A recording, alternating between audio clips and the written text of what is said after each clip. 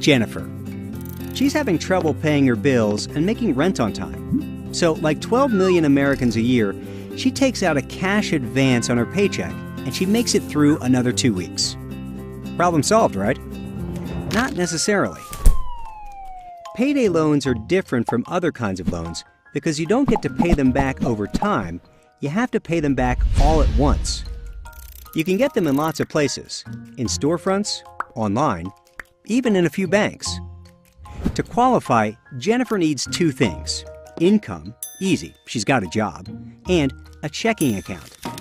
Jennifer is short $375 on her rent, which is also the average payday loan amount.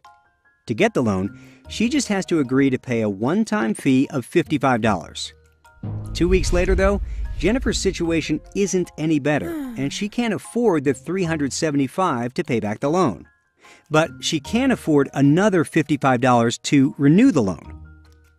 If Jennifer is a typical payday loan customer, she's going to do this again and again for 5 months of the year, paying $520 in fees, all for that original $375 loan to pay her rent.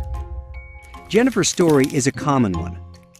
Payday loans are marketed as short-term solutions for emergency use, but the reality is quite different.